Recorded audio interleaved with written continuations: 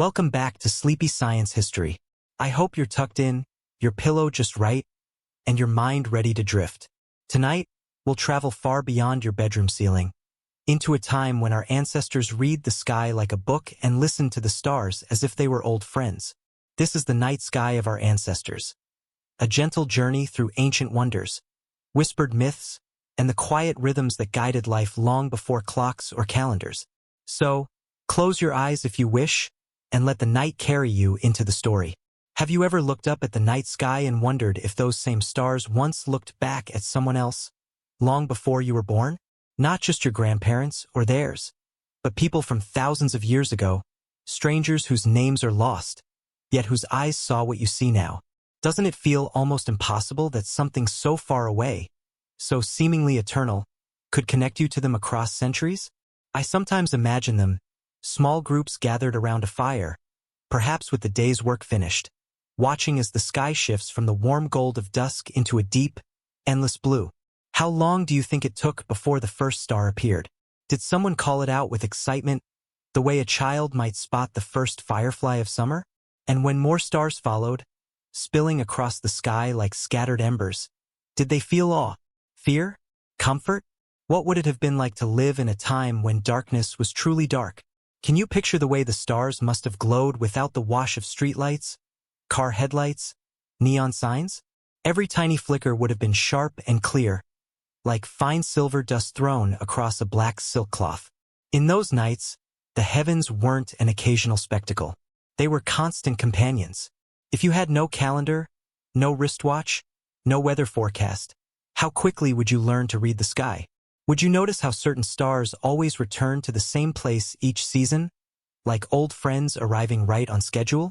Our ancestors did. They learned to measure time not by the ticking of seconds, but by the rising and setting of constellations. They could tell when to plant seeds, when the rains might come, when the river might flood, all from patterns written in light. And then there is direction. Can you imagine setting out on a journey without a compass, without GPS, trusting only the steady glow of the North Star? For travelers and sailors, that star wasn't just a point of light, it was safety. If you kept it in sight, you knew where you were heading. Doesn't it seem remarkable that something so far away could guide you home? But the sky wasn't only a tool. It was a canvas for the imagination. Look at Orion today. Do you see a hunter there?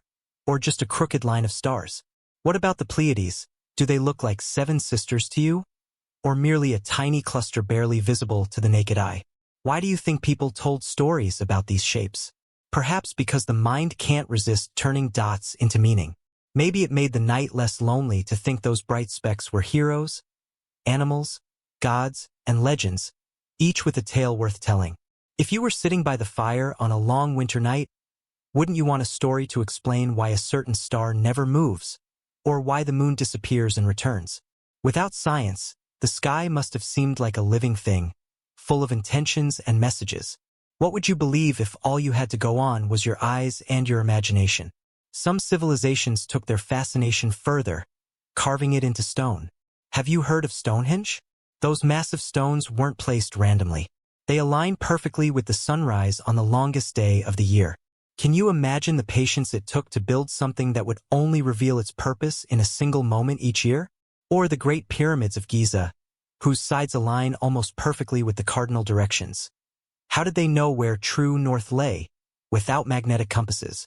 And across the ocean, the Maya built temples that turned sunlight into living snakes of shadow during the equinox.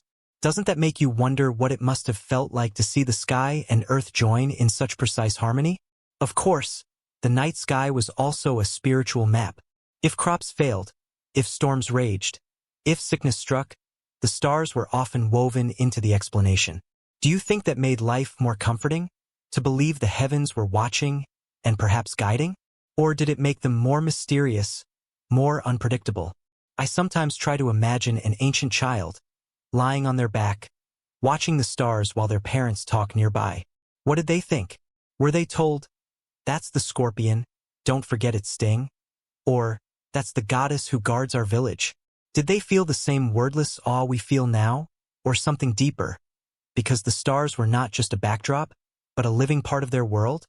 It makes me wonder, When was the last time you truly saw the sky? Without city lights, without phone screens, without distraction? Have you stood somewhere so dark that the Milky Way spilled above you in a soft river of light? If you have, you'll know it feels almost too big to fit into your mind.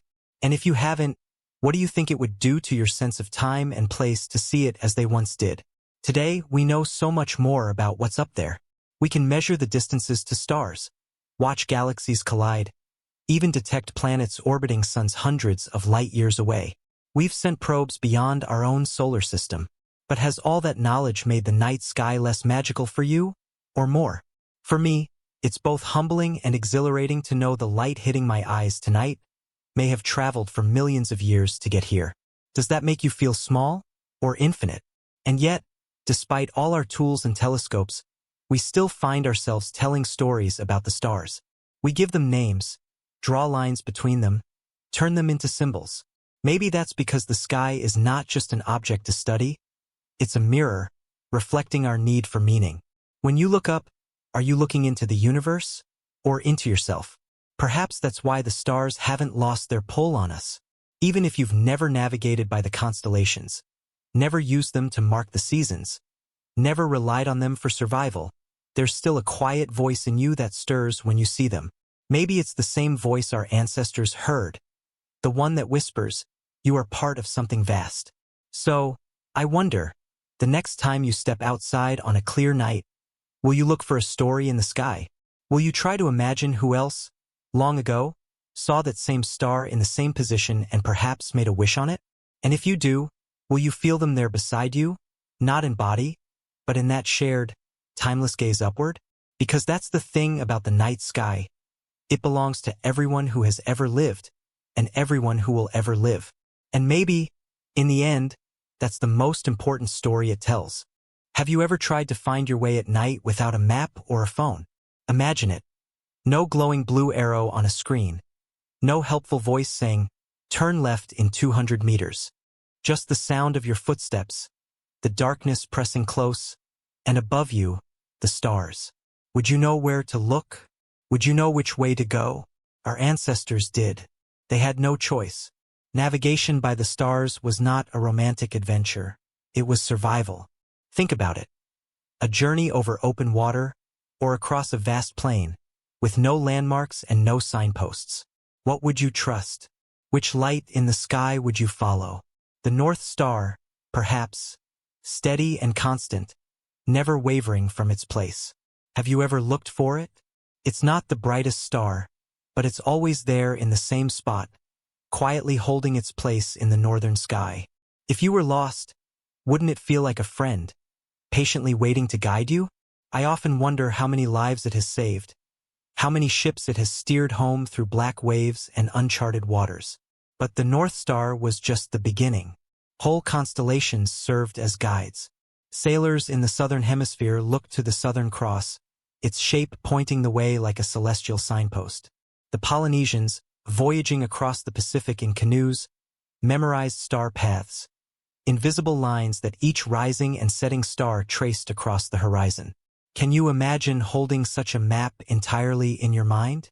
No ink, no paper, just the slow, careful learning of where the stars live and when they appear.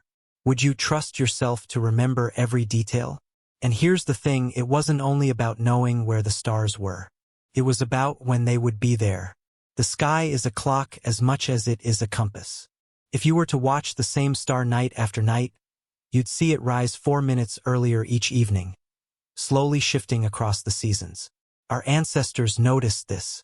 They used it to track time on a scale far bigger than minutes and hours. They measured months, years, even decades. Doesn't that make you feel that human patience was once a completely different thing than it is today? I sometimes picture an ancient navigator, lying on the deck of a boat under a canopy of stars, scanning for a familiar cluster to appear on the horizon. Do you think they felt nervous before it came into view? Or did they trust the sky so deeply that doubt never entered their mind? And what about the first time someone discovered a new star path? Was it joy, or fear, or both? You and I might think of the sky as a constant, but in truth it changes all the time. Not just with the seasons, but over centuries. The Earth wobbles on its axis, shifting the position of the poles ever so slightly, and that means the fixed stars aren't fixed forever. Did our ancestors notice these changes? Perhaps the oldest navigators did, handing down corrections in quiet conversations, father to son, teacher to student, as they stood beneath the night. Then there's the moon. Have you ever noticed how the moon rises at a slightly different time each night, sliding across the sky from one day to the next? It's easy to forget now, but before artificial light, the moon was a traveling lantern. A full moon meant you could travel safely through the night, light enough to walk, even to work in the fields. Do you think they planned their journeys around it? Would you, if your only lamp was the one hanging above you in space? And what about the planets? To ancient eyes, they must have seemed like wandering stars, brighter, stranger, moving differently from the rest. Can you picture the confusion and curiosity when someone realized these particular lights didn't stay in their neat patterns? Would you feel uneasy or thrilled, knowing the sky was not quite as fixed as you thought? Sometimes I wonder how much of navigation was practical knowledge, and how much was instinct, the deep kind of knowing that comes from being so attuned to your environment that it becomes part of you. Today, if your phone died in the middle of a trip, would you feel that same confidence, or would you panic? Our ancestors carried their maps in their minds and in their stories, and perhaps that gave them a kind of freedom we've forgotten.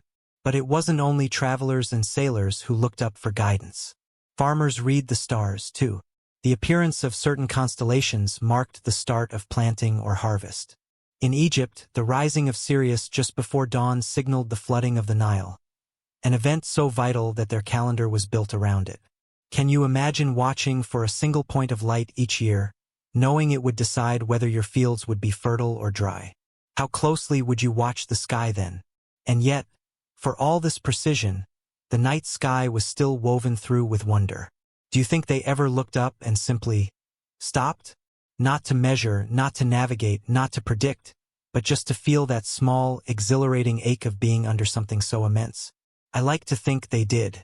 That even the most seasoned navigator, one who could find their way across oceans without a hint of land, sometimes let themselves simply lie back and breathe in the stars. There's a rhythm to the sky, one that moves more slowly than any human life. The stars rise, shift, and set, not for us, but with us. Every journey ever taken beneath them, every story told about them, every whispered prayer sent toward them, has been part of a single, ongoing conversation between earth and sky. And now, you and I are part of it too, whether we realize it or not. So I wonder, if you found yourself far from home one night, no tools, no map, just the cool air and the open dark, would you look up? Would you try to remember where the North Star sits, or how Orion's belt points toward Sirius? Would you trust that the same sky that guided countless others could guide you, too? And if you did, would you feel alone, or accompanied by all those who have ever traveled under these same stars? Because navigation, in the end, is not just about finding your way through the world. It's about remembering that you are not the first to walk this path, and you will not be the last. The night sky that carried our ancestors across deserts and seas is still here, still speaking, if we only choose to listen. Have you ever stared at a constellation and really tried, to see the shape it's meant to be? It's not always easy, is it? Orion is supposed to be a hunter, but without someone pointing out the lines, it's just 3 bright stars in a row and a sprinkling nearby. The Great Bear looks more like a saucepan, and the Swan, well, if you squint, maybe. So why did our ancestors name them this way? Why give the stars such elaborate identities? Maybe it was because stories help us remember. Can you recall the last time you tried to memorize a random set of facts? It's difficult, but tell those facts as part of a tale and they stick. Perhaps that's what early skywatchers knew instinctively. The sky was easier to remember when it was a story, and so they turned those glittering dots into heroes, monsters, animals, and gods. Do you think the stories were only for entertainment? I doubt it. I think they were part memory aid, part moral lesson, part cultural glue. Imagine a child hearing the tale of the 7 sisters, the Pleiades, and learning not only the pattern of those tiny stars, but also a warning about humility or pride. Do you think that child would forget where to find them after that? Across the world, the same stars took on different shapes in different cultures. Isn't that curious? The Greeks saw Orion the hunter, but the Lakota saw a bison. In ancient China, that same region of sky was part of the white tiger of the West. How does one cluster of lights become so many different things? Maybe the answer is simple. People told the stories they needed, the ones that fit their landscapes, their animals, their fears, their hopes. I like to picture a clear night thousands of years ago, with people gathered around a fire, looking upward. Someone, maybe the village storyteller, begins to trace shapes in the air with a finger, connecting stars in patterns that only they seem to see. This one, they say, is the mighty hunter who chased the great beast across the heavens. Everyone tilts their head, squints at the sky, and slowly, the lines become real. Can you feel that moment? The shared discovery, the quiet wonder, the way everyone's gaze is pulled upward together? And the stories didn't stay still. They shifted with the seasons. A constellation visible in summer might sink below the horizon in winter, replaced by others. Do you think people missed their old celestial friends when they disappeared? Or did they look forward to their return, like a long-awaited visitor? I wonder if, for some, it was like the turning of chapters in a giant, sky-written book, each season with its own cast of characters. In some cultures, the constellations were part of a grand cosmic order. The ancient Egyptians believed the goddess Nut stretched across the sky, her body forming the arch of the heavens. The stars were her children, and each night she swallowed the sun, only to give birth to it again in the morning. Can you imagine seeing the sunrise as a divine act of motherhood? Would that make the day feel different to you? Then there's the Greek myth of Perseus and Andromeda, a love story frozen in starlight. The hero, the princess, the sea monster, all immortalized above us.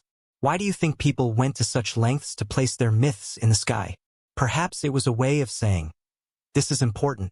This will not be forgotten. What better place to store a story than where everyone can see it, every night? And it wasn't only the big myths. Some stories were deeply practical. The Maori of New Zealand, for example, used the rising of Matariki, the Pleiades, as a signal to plant crops. The stars carried instructions as well as meaning. Does that change the way you see them? They weren't just glittering decoration. They were tools for living. I find myself wondering, what stories will we leave in the sky? Our modern constellations are fixed now by official astronomy, but the human urge to connect the dots hasn't vanished. We still make patterns, even if they're unofficial. A triangle here, a diamond there, a space bunny someone once joked about during a camping trip. Do you think someone in the future might inherit those little personal constellations, passed quietly from one observer to another? What's fascinating is how the same sky can feel entirely different depending on the story you bring to it. Have you ever noticed that? Two people can stand side by side, look at the same stars, and one sees ancient gods, while the other sees a map to find their way home. Which is truer? Or is the truth that both are? Even today, when we know constellations are simply line drawings we impose on unrelated stars, the magic doesn't fade. You can explain to someone that the stars in Orion are nowhere near each other in space, scattered across vast distances, and yet, the shape remains. We keep drawing the hunter. We keep telling his story. Why? Maybe because the stories connect us to something that facts alone cannot. To the people who came before, who stood under the same sky and saw something worth remembering. Sometimes I think about the first person to name a constellation. Did they feel proud? Did they feel that they had captured something eternal? Or did they simply hope that by naming it, they could hold onto it, just a little, in a world that was always changing? And here's a question for you. If you could name a constellation tonight, what would you choose? Would it be something grand and timeless, like a mythical beast, or something small and personal, like the outline of a teacup or the curve of a bird's wing? And would you tell anyone, or keep it as your own secret sky story? Because in the end, the night sky is both universal and deeply personal. The same stars that guided ancient farmers, sailors, and storytellers can still guide you, maybe not to plant crops or steer a ship, but to find a moment of stillness, a sense of connection. Every story told about the stars is also a story about us. What we fear, what we hope, what we long to understand. And maybe that's why, no matter how much we learn, we still can't help but look up and ask, what's your story, little light? Have you ever stood in a place so old that you could almost feel the weight of all the eyes that once looked at the same horizon? Maybe it was a circle of weathered stones, a temple worn smooth by centuries of footsteps, or even just a hill where the ground seemed to remember more than you did.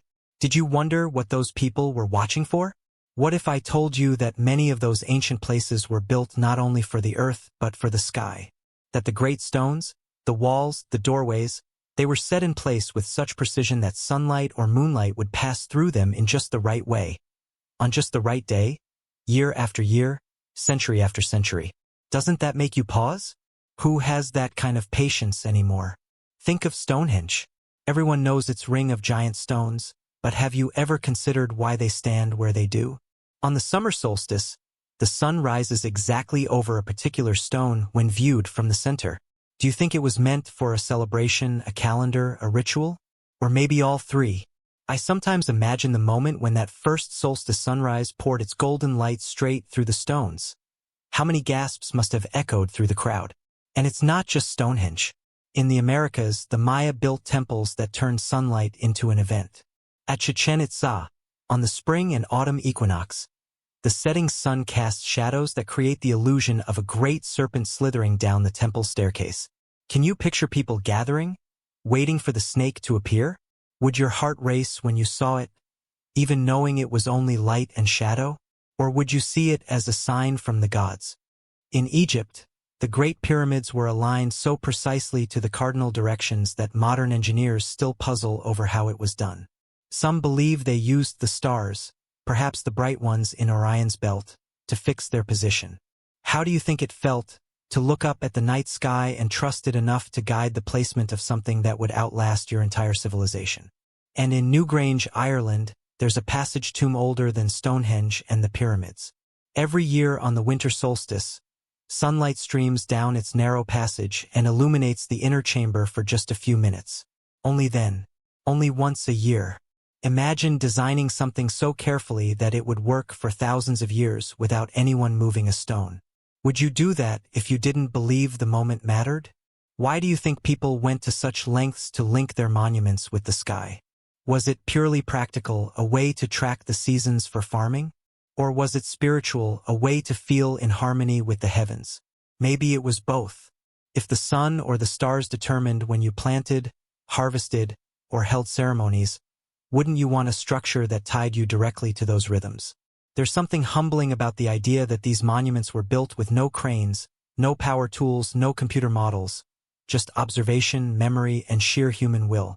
Would you have the patience to stand night after night, year after year, watching where the sun rises, where the stars appear, waiting until the pattern revealed itself? And here's another question. Do you think they built these places for themselves, or for those who came after?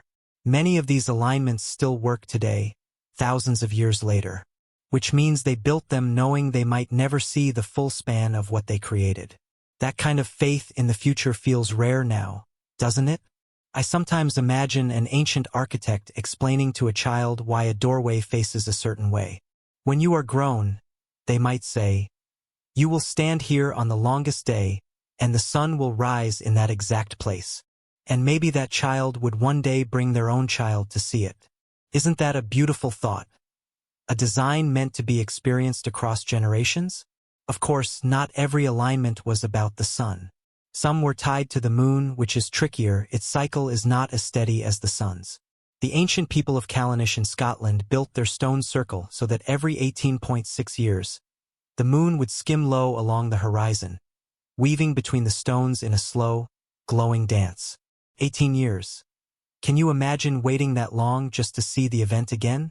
Would you remember it the same way after so much time had passed? And the stars, oh, the stars. In Peru, the Nazca lines stretch across the desert floor, enormous shapes that can only be fully seen from above. Some of them may align with the rising and setting of certain stars. Do you think those lines were messages to the heavens, or guides for the people on Earth? The more I learn about these alignments, the more I wonder what it must have felt like to live in a world where the sky was not just above you, but woven into the places you built, the spaces you walked, the ceremonies you held. We have calendars now and clocks and satellites to tell us the exact moment of sunrise or moonrise. But do you feel as connected to those moments as they did? Maybe that's why standing in these ancient places still moves us. Even if we don't fully understand their purpose, we can feel that they were built with intention. They remind us that the people who came before us looked up, measured, waited, and acted, not out of haste, but out of reverence. So I wonder, if you were to build something today, something meant to last thousands of years, would you align it with the stars? Would you choose the sunrise on your favorite day? Or the full moon that means something special to you? Would you hope that someday, someone far in the future would stand where you stood and feel the same quiet awe? Because in the end, these monuments are more than stones and shadows. They are conversations not only between earth and sky, but between past and future. And when you step into one, you step into that conversation, whether you realize it or not. Have you ever been caught by surprise when the day suddenly darkened, even though no storm clouds were in sight? Imagine feeling the warmth of the sun vanish, the birds falling silent, and shadows twisting in ways they never had before. Would your heart race? Would you hold your breath, unsure of what was happening? Now imagine you lived thousands of years ago, without the knowledge of astronomy we have today. No one told you that the moon could slide in front of the sun, or that Earth's shadow could turn the moon red. You would simply look up and see the familiar, comforting sky suddenly behaving in ways it never had before, or so it seemed. Would you think the world was ending, or would you believe some powerful being was trying to send a message? Eclipses have always been the most dramatic events the sky can stage, and our ancestors, watching them without warning, had to make sense of them in the only way they knew, through story, symbol, and imagination. What would you have thought, seeing the moon slowly eat the sun until only a ring of fire remained? Or watching the bright, gentle moon grow darker and darker until it turned an eerie shade of red? Many cultures told tales of cosmic creatures devouring the sun or moon. In ancient China, people believed a giant celestial dragon was swallowing the sun. Can you picture the panic? The rush of drums and gongs as entire communities made noise to scare the dragon away? Would you join in, banging a pot with a wooden spoon, hoping your sound might help bring the light back? In Norse mythology, it was wolves, Skoll chasing the sun, Hati chasing the moon, and an eclipse was the moment they caught their prey. Can you imagine the tension, wondering if the wolves would be defeated or if the darkness would last forever? In Vietnam, the culprit was a giant frog. In parts of South America, it was a jaguar. Different creatures, same sense of urgency. Stop the darkness before it consumes everything. But not all eclipse stories were about fear. Some were about renewal. The Batamalaba people of Togo and Benin saw a solar eclipse as a time when the sun and moon were fighting, and the only way to help was for humans to settle their own disputes. Can you imagine using the sudden shadow as a reminder to make peace with your neighbor? Wouldn't that feel strangely hopeful? Of course, some people eventually noticed patterns. Even without modern tools, ancient astronomers discovered that eclipses followed cycles. The Babylonians, for example, knew that solar and lunar eclipses repeated in a rhythm we now call the Saros cycle, about every 18 years. Can you picture the patience it would take to track such an event, marking the years, comparing notes from one generation to the next? Would you be able to wait nearly 2 decades to see if your prediction came true? And yet, even with that knowledge, eclipses remained powerful symbols. The Maya could predict them with great accuracy, but they still saw them as moments when the balance of the world was in question. Would you, knowing what they knew, feel calm during an eclipse? Or would you still feel that quiet shiver of unease? I sometimes wonder what it must have been like to see your first eclipse as a child. Imagine standing in a dusty village square or on the deck of a small boat, and suddenly the adults around you fall silent, their faces turned upward. The light dims. Shadows grow strange and sharp. Maybe someone takes your hand. Would you feel afraid? Or would you feel part of something vast and mysterious? Lunar eclipses must have been equally strange. The moon, that gentle companion of the night, turning a deep, blood-like red. Without the science we know now, wouldn't you wonder if the moon was wounded? Or if it was signaling something important? Some Native American traditions saw the red moon as a time for special ceremonies. In parts of Africa, it was a sign to tell stories late into the night. How would you interpret it if you had no astronomy textbook to explain it away? Even today, knowing the mechanics, I can't help but feel something ancient stir in me when an eclipse happens. It's as if the mind understands the science, but the heart remembers the stories. Do you feel that too? There's also the strange quiet that often comes during a solar eclipse. The air cooling, the wind stilling, the animals reacting. Birds stop singing, thinking night has fallen. Crickets might begin their chorus. Imagine standing in a field thousands of years ago, hearing the sudden silence of the day. Would you think the world was holding its breath along with you? And what about those who used eclipses for power? Some leaders and priests, knowing when they would happen, claimed they could control the sun and moon. There are stories of rulers warning their people that the light would vanish if they were disobeyed. And then, right on schedule, the eclipse proved them right. Would you believe them if you didn't know the truth? It fascinates me how a single event in the sky could ripple so deeply through human lives, sparking fear, inspiring art, shaping politics, even encouraging peace. What does that tell you about our connection to the heavens? Maybe that we have always looked up not just for beauty, but for meaning. I wonder, when the next eclipse comes, will you see it with ancient eyes or modern ones? Will you think of dragons and wolves or of orbital mechanics and shadows? Or will you, like me, try to hold both truths at once, the wonder of the myth and the clarity of the science? Because maybe that's what our ancestors would want us to do. Not to choose between story and fact, but to remember that both are ways of understanding the world. One speaks to the mind, the other to the heart. And when the sky darkens in the middle of the day, both are worth listening to.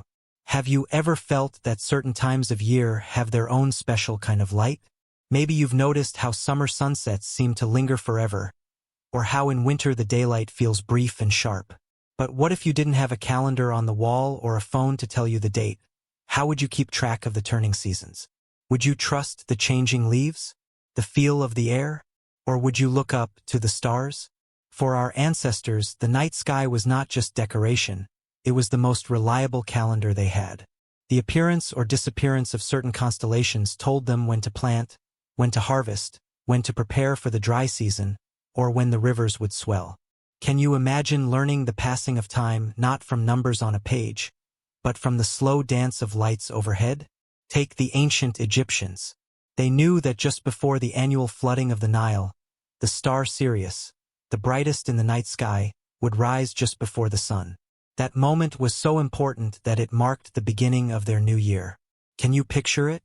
Waiting for that first glittering point to appear in the pre-dawn haze, knowing it meant life-giving waters were on their way?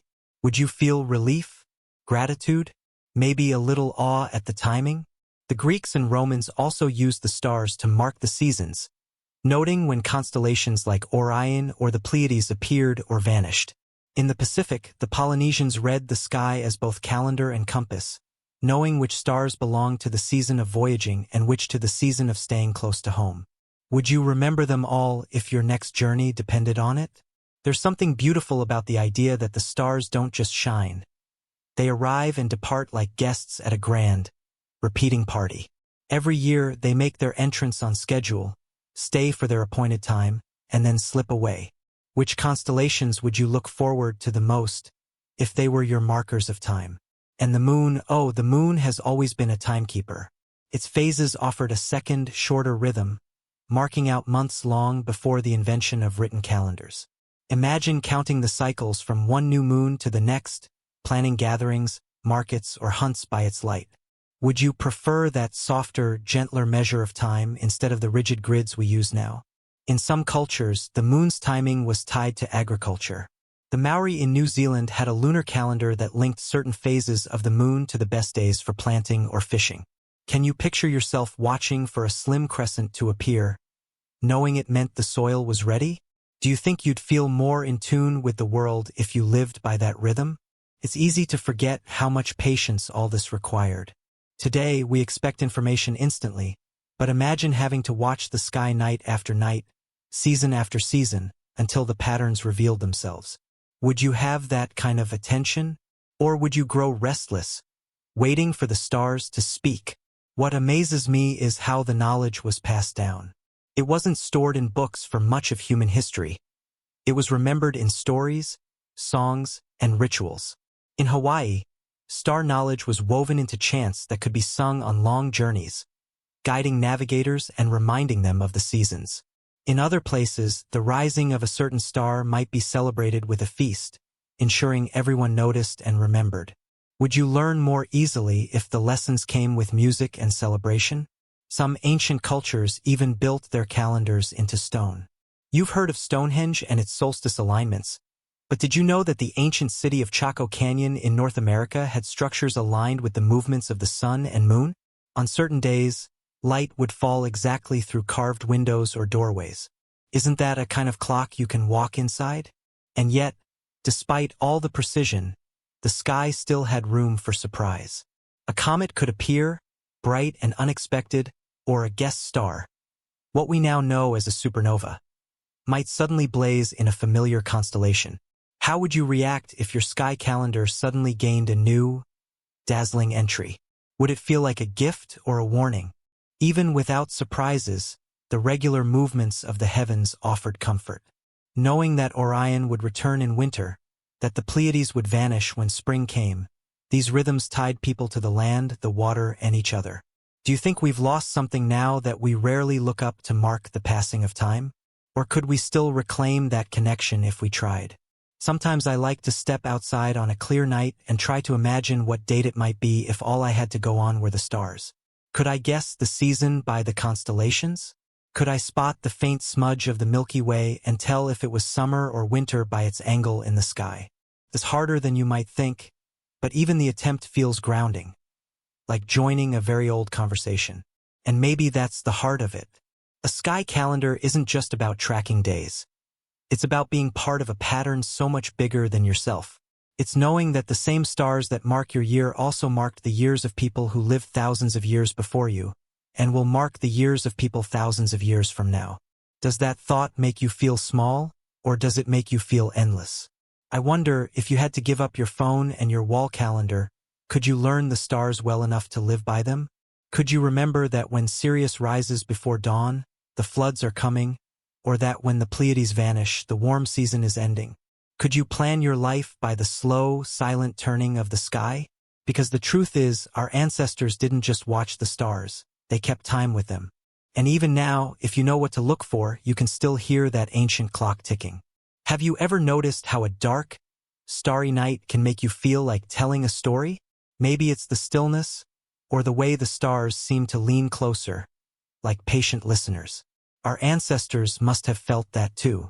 Without books, screens, or electricity, the night sky itself became the biggest storybook they had. But instead of turning pages, they tilted their heads upward. I sometimes wonder, if you lived in a world lit only by fire, wouldn't the stars become your favorite evening entertainment? Imagine the way the flames would flicker on faces gathered in a circle, the storyteller pointing at a cluster of lights and saying, "Do you see that? That is where the great hero rests after his journey." Or, "That is the spirit who watches over our people." Wouldn't it make the darkness feel less empty? And it wasn't just about entertainment. Do you think you'd remember a random list of star positions?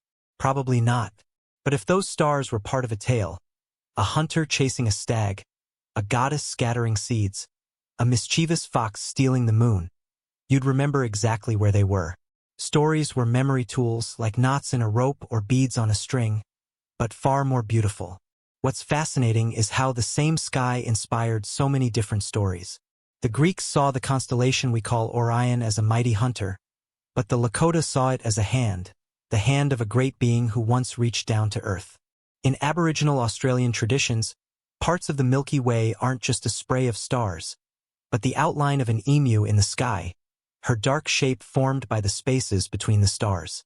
Can you see how the same pattern could shift depending on the eyes looking at it? And here's something I find endlessly charming. Many of these stories taught lessons. A constellation might warn against arrogance, greed, or carelessness.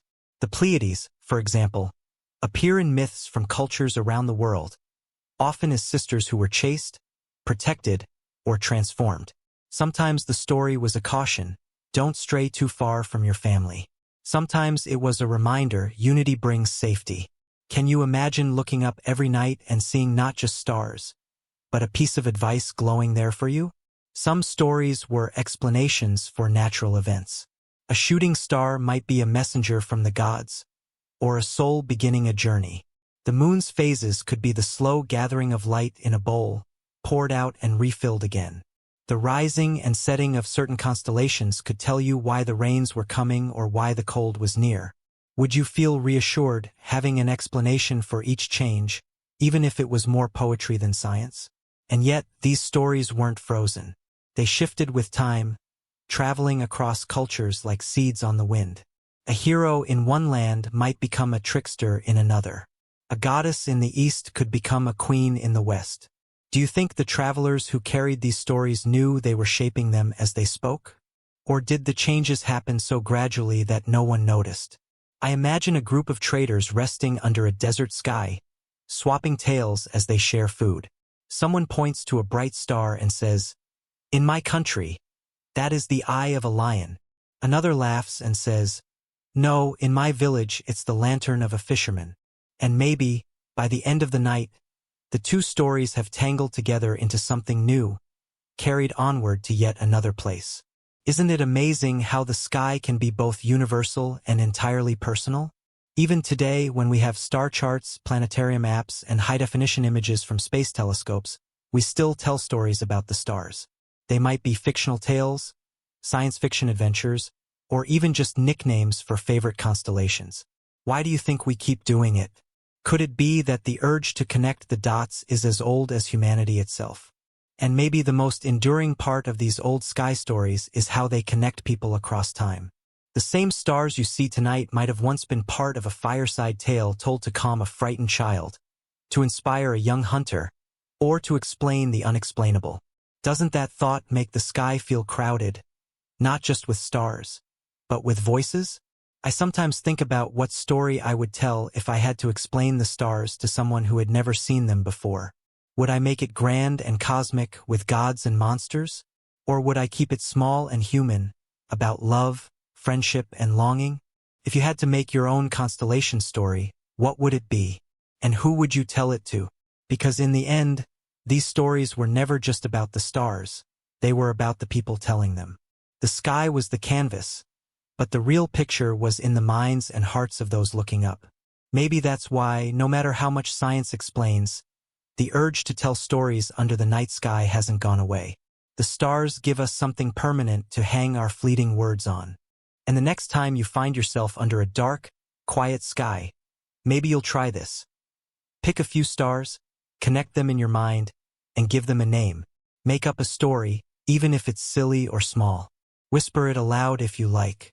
In doing so, you'll be joining a tradition older than history, one that has been shared by every human who ever looked up and thought, "I wonder what that could be." Have you ever looked up on a dark, moonless night and seen the Milky Way stretching across the sky like a pale river? Did it take your breath away? Or did you have to blink a few times, wondering if your eyes were really seeing it? If you live under city lights, you might never have seen it at all. But imagine if it were as familiar to you as the sunrise. What would it mean to you then? For our ancestors, the Milky Way was not just a pretty backdrop. It was one of the most striking features of the night sky, an unbroken band of light, so wide and so bright in a truly dark sky that you could even see your shadow by it. Can you picture that? Walking at night, guided not just by the moon, but by the soft glow of a billion distant suns? Without telescopes, they didn't know those stars were separate. To many, the Milky Way was a solid path, a cloud, a bridge. Some saw it as the spine of the night sky, holding it together. Others believed it was the smoke from celestial fires, or the spilled milk of a goddess. Which version would you have believed, if you had never heard the word galaxy? In ancient Greece, one story told that the Milky Way was formed when the goddess Hera spilled her milk across the heavens. The Romans carried on the tale, naming it Via Lactea, the Milky Road.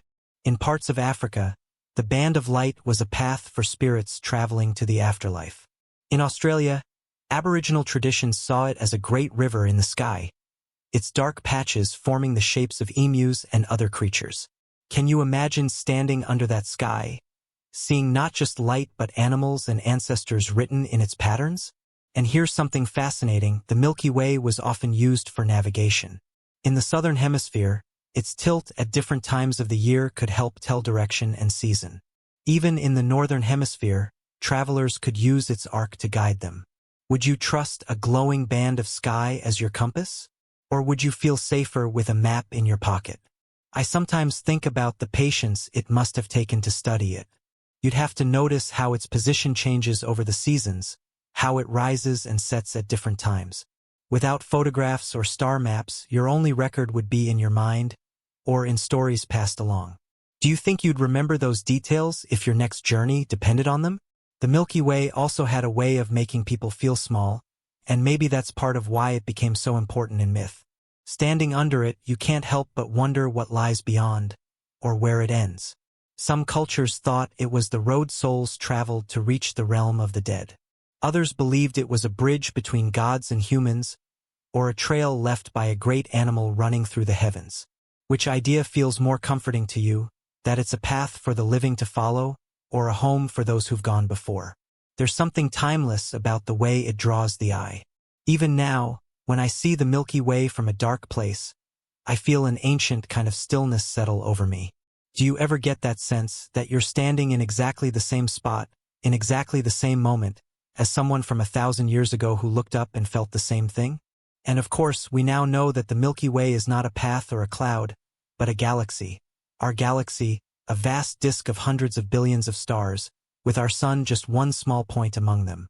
Does that knowledge make it less magical for you or more? For me, it's a bit of both. Knowing that every dot in that hazy band could be a sun with its own planets makes it richer, but I still like to imagine the old stories too. Isn't it wonderful that the same site can hold both science and myth at once? If you could travel along the Milky Way, where do you think you'd end up? Would you stop at a neighboring star and rest, or keep going, curious to see how far it stretches? We can't do that yet.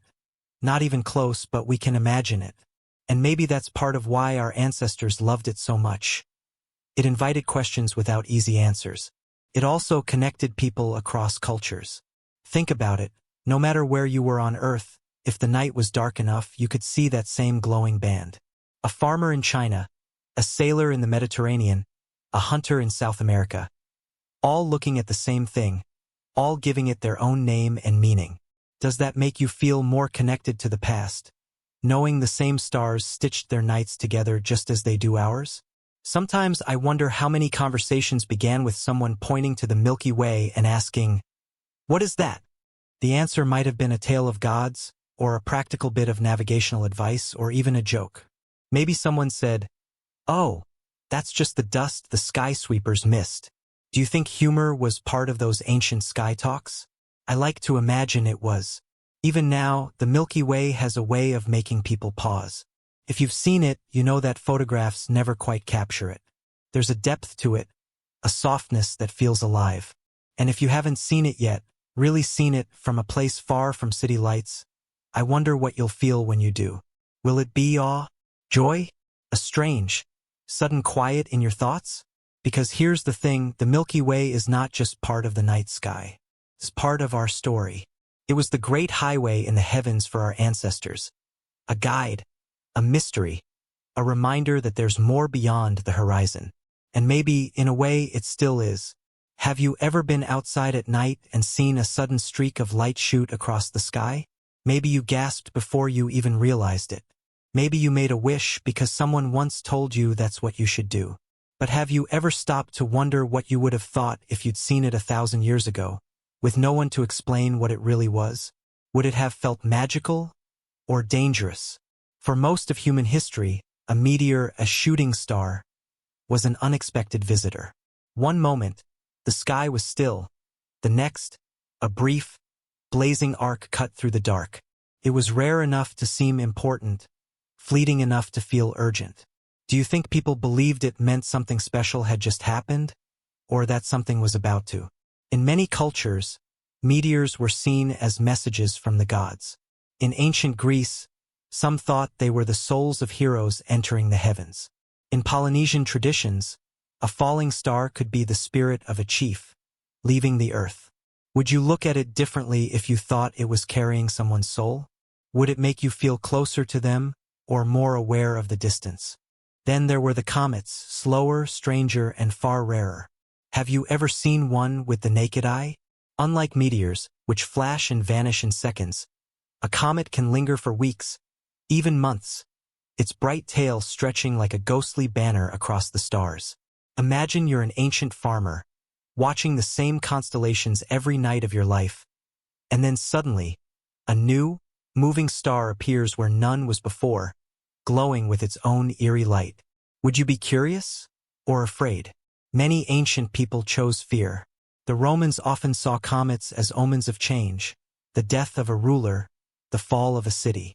In China, imperial astronomers kept detailed comet records for over 2,000 years, noting their shapes and directions like warnings in the sky.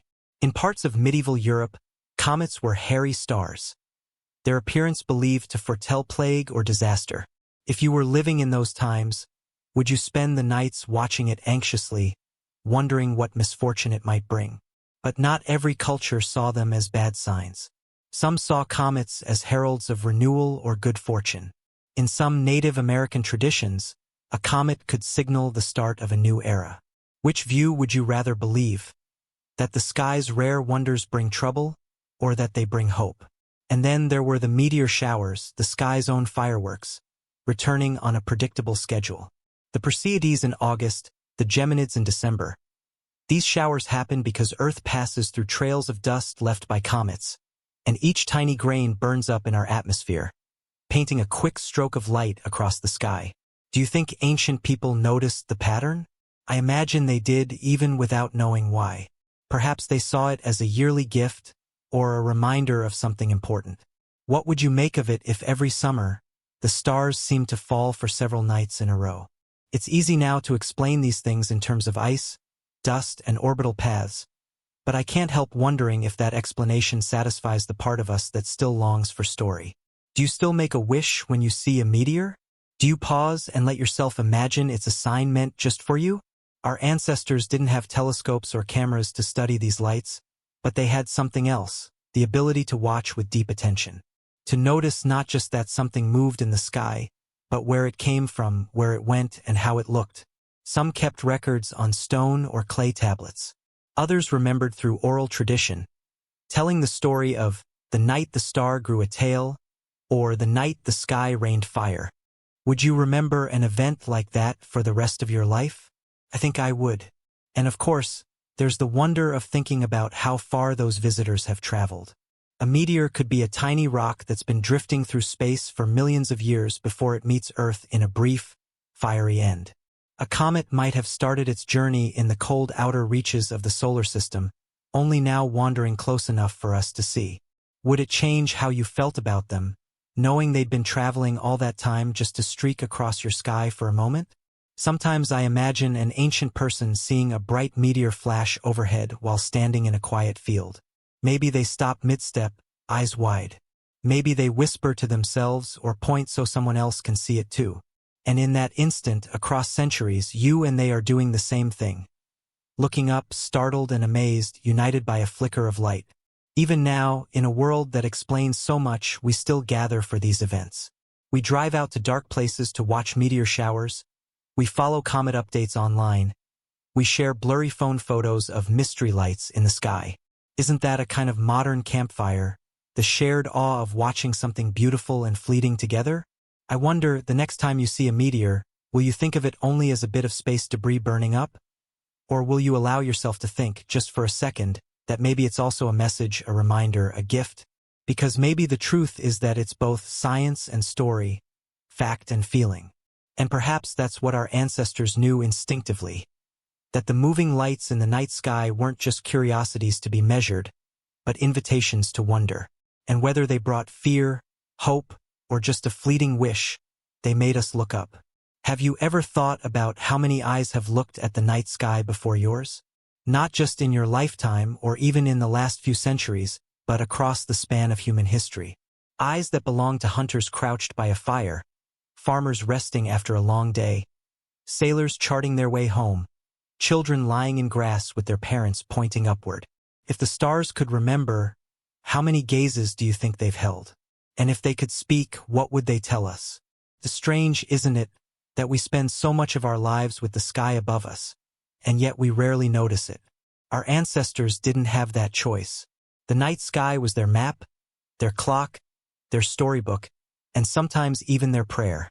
To them, it wasn't just scenery. It was part of life itself. Do you ever wish you could borrow their way of seeing, just for one night? Think of everything we've explored together. How the stars guided travelers across oceans and deserts. How constellations became stories that carried wisdom. How the moon and sun marked the turning of seasons. And how rare events like eclipses and comets stirred both fear and awe. We've wandered through the Milky Way, stood among ancient monuments aligned with the heavens, and felt the rush of seeing meteors streak across the dark. Do you notice how, in all these moments, the sky is never just above us? It's with us. I wonder, when you next see a familiar constellation, will you think about the generations who knew it before you? Will you imagine the voices telling its story around a fire, the same story that might be told in a faraway land with different names but the same stars? How does it feel to realize you share a kind of secret language with people you will never meet? There's comfort in that thought. Even when the world feels uncertain, the sky's patterns carry on. Orion still rises in winter. The Pleiades still twinkle like a handful of frost. The moon still swells and fades. For our ancestors, that predictability was reassurance. For us, maybe it can be too. Do you think we've forgotten how to take comfort in something so constant? And yet, the night sky is not entirely unchanging. Stars are born and die. Constellations shift slowly over millennia. Comets come and go. The light from some of those stars began its journey before humans existed, and is only now reaching your eyes. Can you wrap your mind around that? Or is it enough just to feel wonder without having to measure it? I sometimes think the greatest gift of the night sky is perspective. Standing beneath it, your own life feels both very small and very large. Small because the universe is vast beyond imagining. Large because you are part of a story that has been unfolding since the first human tilted their head back and wondered. Do you feel humbled by that or inspired? It's tempting to think that, with all our technology, we've outgrown the sky as our ancestors knew it. We have atomic clocks, GPS, and weather satellites. We can send probes beyond the solar system and take photographs of galaxies millions of light years away. But I'm not sure we've really outgrown anything. The same impulse that made an ancient farmer watch for Sirius still makes us check a rocket launch countdown. The same curiosity that made a child in a desert camp ask why the moon changes shape is the one that drives us to build telescopes on mountaintops. The tools have changed, the longing has not. Do you think that's why we still tell stories about the stars, even now? They may not be the same myths our ancestors told, but we keep finding new ways to weave the heavens into our imagination. In films, books, songs, and even the little wishes we make on shooting stars. Maybe we need those stories as much as they did, to remind us that the universe isn't just something we live in, but something we live with. So, where does that leave you here at the end of this journey through the night sky of our ancestors? Perhaps with an invitation, not from me, but from the sky itself. The next time you have a clear night, go outside. Leave the lights behind if you can. Let your eyes adjust to the dark. See how many stars appear, one by one, as if the night is slowly revealing its secrets. And when you spot a familiar shape, a hunter, a swan, a cluster of sisters, remember that you are not the first to find meaning there, and you will not be the last. And maybe, if you stay a while, you'll notice something you've never seen before. A faint smudge of the Milky Way, a satellite gliding silently overhead, the subtle twinkle of a star low on the horizon. Will you let yourself simply stand there, doing nothing but looking, as your ancestors once did? Will you listen for the quiet questions the night seems to ask when you give it your attention? Because in the end, the night sky is not just a record of the past. It's a bridge between generations, between cultures, between the known and the unknown. Every time we look up, We join a chain of observers stretching back tens of thousands of years. Some looked for guidance, some for meaning, some simply for beauty. But all of them looked. And now, so do you. I like to think that if those ancient stargazers could see you now, wherever you are, whenever you find yourself lifting your gaze, they would recognize you immediately. Not by your clothes or your tools, but by the tilt of your head, the stillness of your body, the way your eyes search the dark for light. That, I think, is a language older than words. So tell me, when you next see the night sky, what will you notice first? The brightest star? The faintest? Or maybe the feeling in your chest? That quiet mix of curiosity and connection that has been with us since the beginning? Whatever it is, hold on to it. Because while the stars may outlast us all, it is our looking, yours, mine, everyone's, that keeps their stories alive. And that, perhaps, is the truest thing we share with our ancestors. Not just the sky itself, but the habit of wondering at it.